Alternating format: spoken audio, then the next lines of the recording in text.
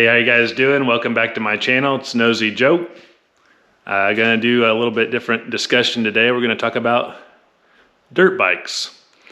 I did a bucket list thing for 2021 and I joined a kind of a membership to a club where they have 1,200 acres of single track. And so I'm gonna do that this summer. Well, maybe hopefully this spring too. And so I'm in the market for a dirt bike, and I want to tell you about this first one I bought. I don't know if this is going to be the one that I single track or not, but we're going to talk about the specs and why I bought this particular bike. All right, so let's get to it. So first off, if you know me and my channel, you know I'm kind of sucker for all things old and cool.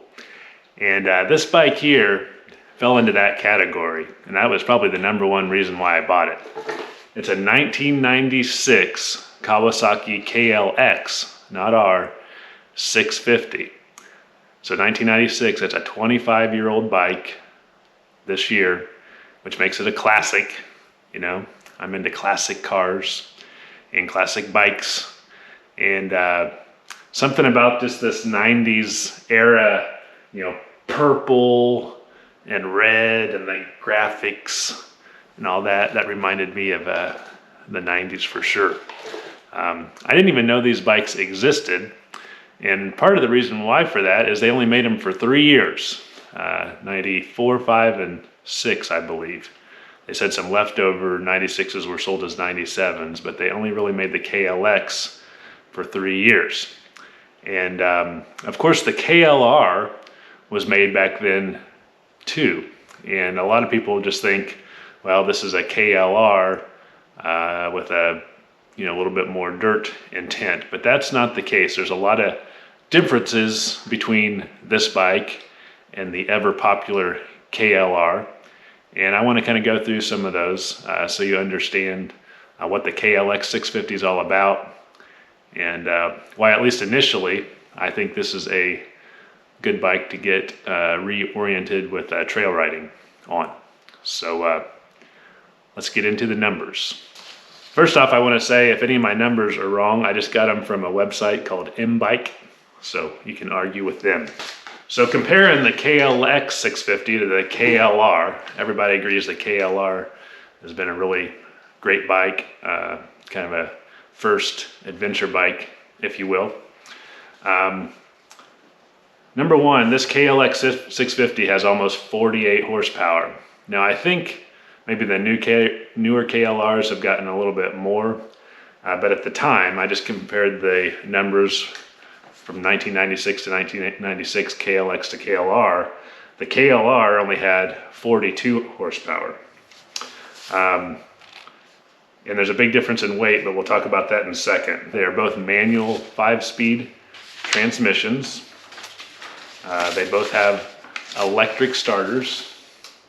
Of course, they're both street legal, even though this one's a little more dirt oriented. Seat height difference. So this one being more dirt off oriented, it is at 34.8 inches, where the 34.3 on the KLR. So it's about a ½ inch taller than a KLR, not much. And then the frames are actually different. There's very few interchangeable parts between the KLR and the KLX. This is considered to be a single cradle frame, whereas the KLR has a double cradle frame. So now let's talk about weight.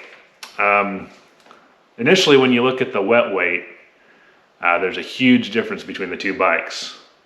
The wet weight difference on the KLX and KLR is almost 417 pounds on the KLR versus 353 on the KLX. So what's that? Over 60 pounds. Now, I want to talk about that for a second. A lot of that is due to the fuel capacity, because the KLR has a tank that holds over 6 gallons. and this is just about a 3-gallon tank.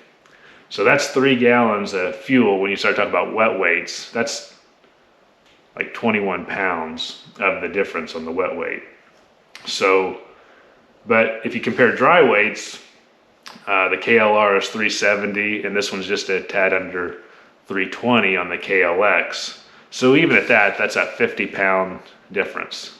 So this bike really is legitimately a bike that could be used off-road. I was looking at the specs just for comparison of Honda's XR650R, and it's in the 320 range as well.